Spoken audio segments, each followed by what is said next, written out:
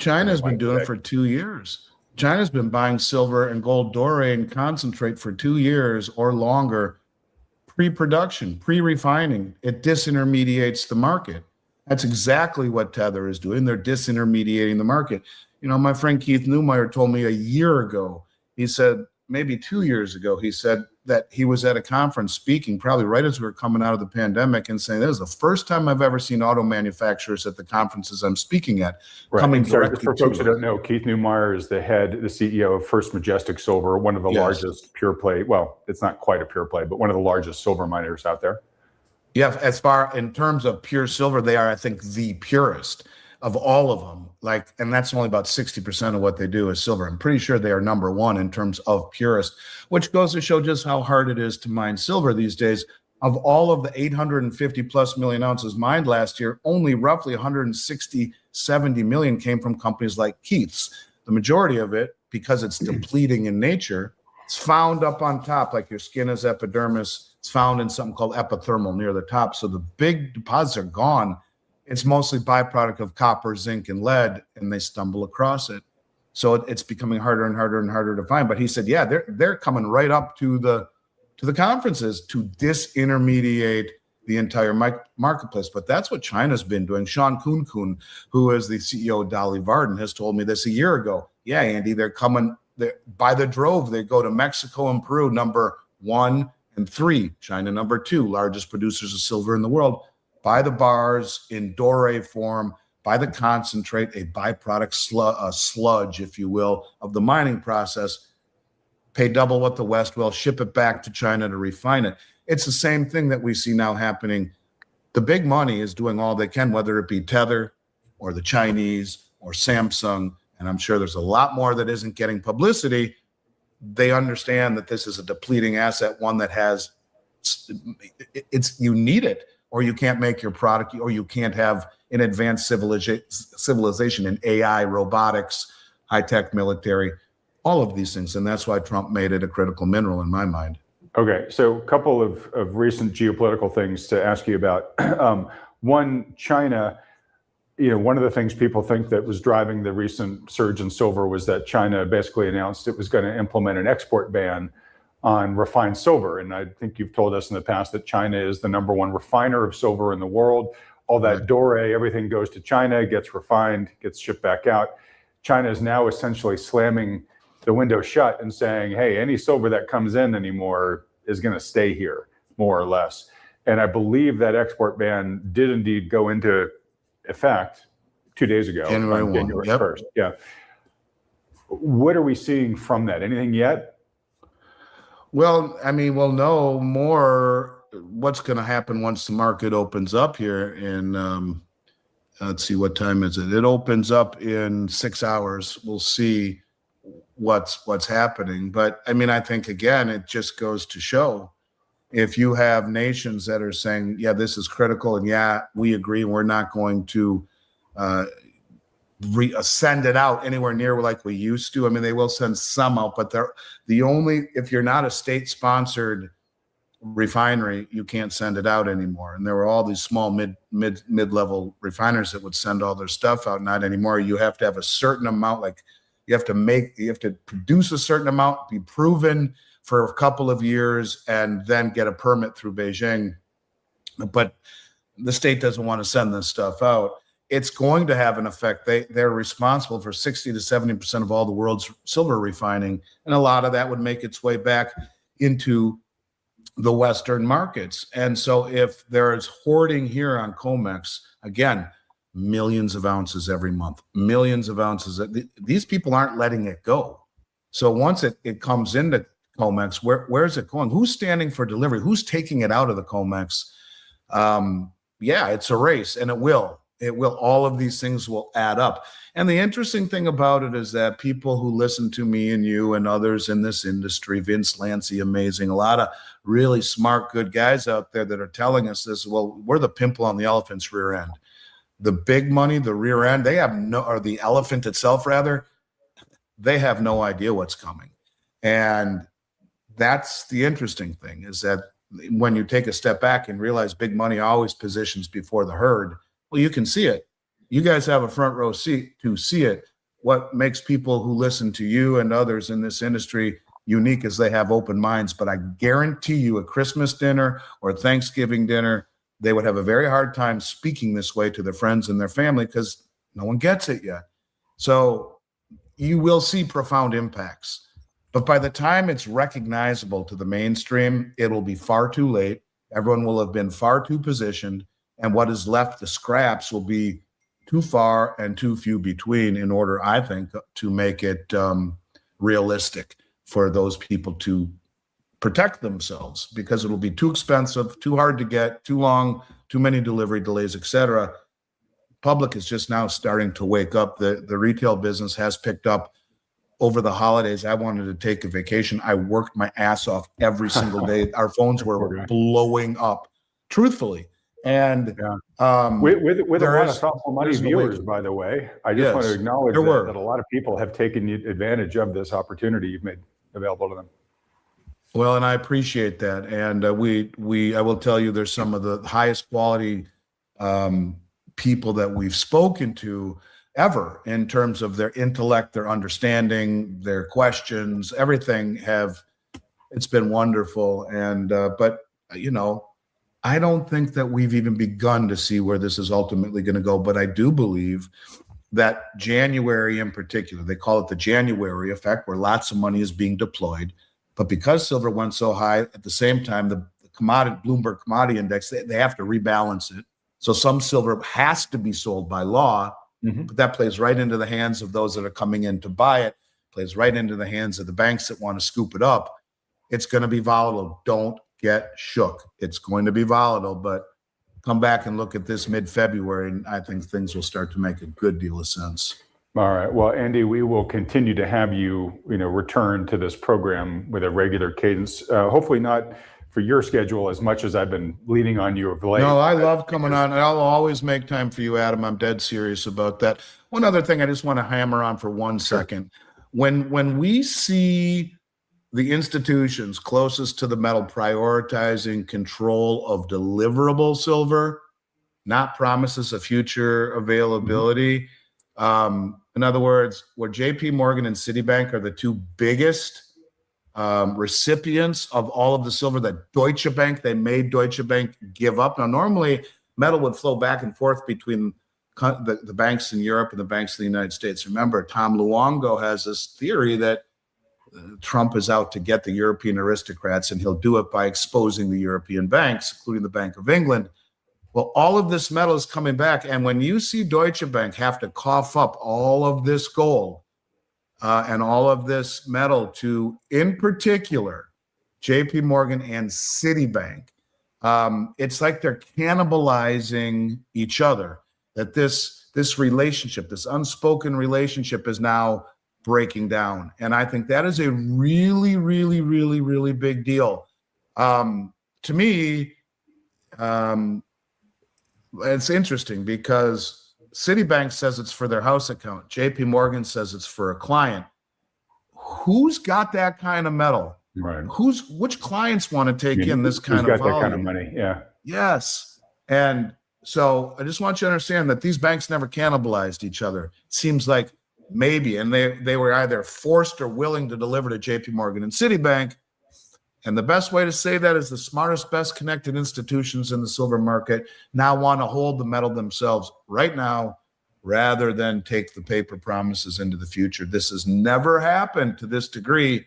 Just tells you that that's all you need to know going into this volatility. Hold tight, even shut off your darn computer, come back and look at it in February. You'll be probably better off. Okay. So forewarned, folks, the roller coaster ride might get a little bumpy from here, but Andy's not, he's not worried. He thinks higher prices will be ahead once the dust settles. Yes. Okay, couple other things. So over the weekend, we've had the U.S. remove Nicolas Maduro from Venezuela, and Trump was pretty direct, saying, hey, big reason for this is they took, our oil infrastructure that we had in place down there, and we want it back.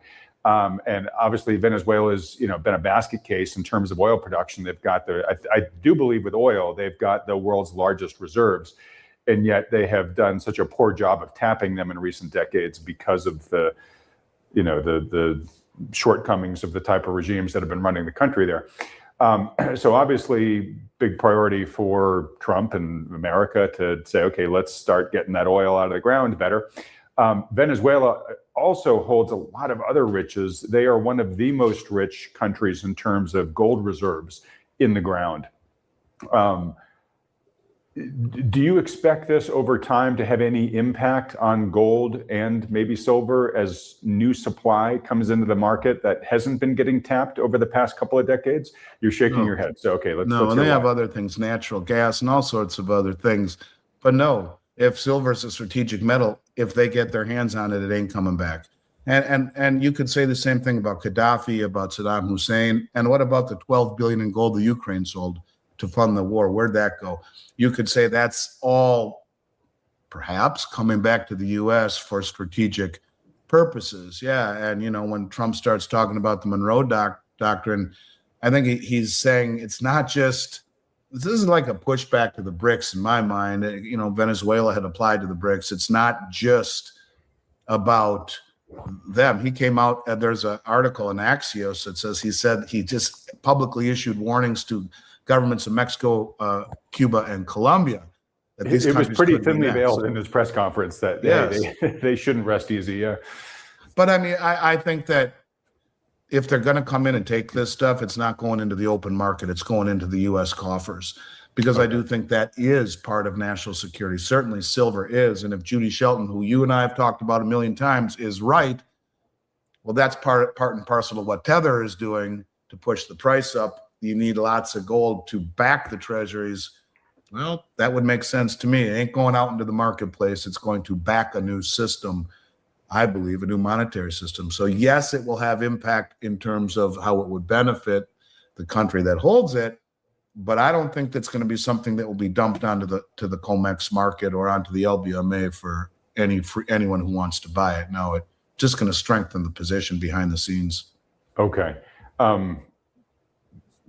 Good insight. And I'm just noticing we get more comments than I expected in the live chat here about people saying, hey, thanks for sharing all that about the skin cancer stuff. So fortunately, we've got some people that are going to go get tested, and we've got some people that actually God bless. Skin cancer survivors saying, hey, this is really important. All right. So let me ask you this, because you were talking about how by the time everybody kind of wakes up to this, the elephant the general public wakes up to the fact that, the silver stuff's a lot scarcer than we realized, and man, I want to get my hands on it now. And you think, it's going to be too late, more or less, by then. Back when gold was hitting its previous nominal high of 1900, so this was 2011. As it was racing there were cash for gold ads everywhere, right? Gold's back to it has recently hit an all-time high. It's a little off, but it got to all-time highs recently. Silver's going bananas. I haven't really seen those ads yet, and I'm curious, when the silver gig is up, do you think we'll be seeing cash for silver ads everywhere? Part of me believes that the majority of that stuff has already been sold along the way. And I say that to you from talking to people. Say, yeah, man, I sold that stuff a long time ago when it wasn't worth that much, and I dumped it. And maybe there just isn't as much of that out there anymore because, people, when gold hit 2000, I think people thought that's it, and it ain't ever going higher than that, dump it now. And certainly when silver hit $50, it ain't ever going high now, dump it. It's an interesting thought, but I haven't seen as much of it either. I don't know. I mean, I'll tell you that as someone who runs a precious metals company, we get very little in the way of people selling. Of course, we will always run a two-way market, but I would argue that the majority of that stuff that was in weak hands was sold a long time ago. Just my own personal opinion. But yeah, I mean, you should. silver is becoming that valuable. A tube of Silver Eagles, something like this, it's 20 coins. It's not cheap anymore. It's $1,600. So it's not cheap. So yeah, I would think it should. And I'm sure you will see people that would be willing to and happy to buy people silver. The only other thing too is that, you can, if this were a tube of gold, it's $90,000. So when you talk about shipping large amounts of silver, it becomes a little bit more difficult and stuff. Yeah. But I mean, I don't know. Your question makes sense. I don't know how it all plays out. My guess is the majority of the stuff in weak hands has already been sold years ago. Has the silver boom peaked out? You've already said, from your perspective, no. You think it's probably going a lot higher, though the ride will be volatile. Let me just ask, I'm not going to hold you to this, but just sort of guesstimating, where are you sort of prepared potentially for the silver price to go in 2026? I would not be surprised one bit to see Keith Neumeyer's triple-digit silver prediction years ago play out. And quite frankly, that would just be the average ratio between the two for the last 100+ years. It could go much higher than that. If you realize it's coming out of the ground at 7-1, I'm not saying we're going to get to 7-1, but even take 20-1. Well, 20-1 right now at $4,332 would be $216. Could silver hit $200? Yes. Will it? Don't know. That's a lofty guess, but I think $100 silver is not foolish at all. I mean, at all. Not only is it the average ratio of the last 200 years, roughly 150 years, but it would still be about 6 times higher than it's coming out of the ground at. Okay. And let me ask you this right now, given market conditions right now, if somebody they had a certain amount of money, $5,000, $10,000, and they wanted to put it in either gold or silver, which would you encourage them to put it in right now? 100% silver. 100%. Okay. Now, if someone had $10 million, it wouldn't be the same thing, because ultimately you want to continue to buy gold. Ultimately, when the music stops, it's about gold, in my opinion. But the value and the leverage and just the flat out, in my mind, best value I've ever seen, most undervalued commodity in the world is still silver. When the music stops, gold's going to be massively reintegrated into the system, and we're not getting any younger. So again, if this is $1,600, whatever, silver, but 90,000 gold, as you get older, moving, schlepping, storing, logistics with silver can become an issue. So I think you use that ratio. Now, when you and I started talking, the ratio was 85-1. Now it's in the 50s. It's averaged roughly 42-1 since the Industrial Revolution, coming out of the ground at 6-1. You can see this trend disappearing in nature. Only 20% comes from silver miners, the rest byproduct. The trend is for a declining ratio. And then when that ratio gets anywhere 40 or under, you're supposed to switch to gold. So there will come a time to do that. Right now, silver, but could very shortly be gold. But value-wise, for 10 grand, you're just way better off having the leverage of silver versus 2.5 ounces of gold. Okay. I'm smiling there, Andy, because somebody just put Andy Schectman for president 2028. So just know you got a lot of goodwill amongst the following. Thank you. I appreciate that, you guys. I try hard. I do the best I can. Hey, saying these things, putting yourself out on a limb in front of the world is not as easy as you might think. No, and you take a lot of things. You want to be measured about it, for sure. I don't want to be. One other thing, I've told you this before too, Adam. When I think it's time to sell, I swear to you, on the Bible, I swear to you that I will tell the world when I think it's time to sell. But I don't think we're anywhere near that yet. But there will come a time to trade your silver to gold, and I'll be the first one to tell you when it's time. Well, I very much appreciate that. And on that question, Andy, so let's say there's somebody who has amassed a fair amount of physical silver. They're not storing it with you, though if you're storing it at home, folks, you should store it. I highly recommend consider storing it with an organization like Miles Franklin just for theft and loss risk.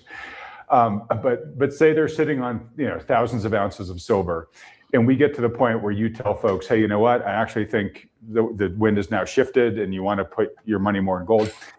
If somebody says, okay, Andy, I want to convert my several thousand ounces of silver into gold, can they do that through you? Yeah, we'll make it very easy for them as well. We would help them get it shipped back with FedEx air bills. We would make nothing on the buying of the silver. There's no reason to steal from Peter to pay Paul, whether they bought it from us or not. We'll just make sure that we take all that credit and apply it to the purchase of their gold. So yeah, that's something we're very adept at. We'll help you from start to finish. If it's in a storage facility, it makes it even easier, of course, no mailing and schlepping. But yeah, we'll buy the silver, we'll switch it into the gold. Best if it's in an IRA too, no tax implications. Yeah, I think it's a trade of a generation. And so we will be all over that. I promise you. I've been talking about this since 2000. And you know the old statement that markets can stay irrational longer than people can stay solvent. I am shocked it's lasted this long. But you see it starting to trend back towards its historical mean. And the further you get from historical averages on anything, the greater the magneticism that drifts you back to the mean. It's called regression to the mean. We are regressing. There will come a time where I come on your show and say, now it's time to trade back into gold. And there may come a time down the road where it happens again, where you go back into silver. Anytime you're above 70, you're in silver. Anytime you're below 40, you're definitely in gold, or even 45, you're definitely in gold.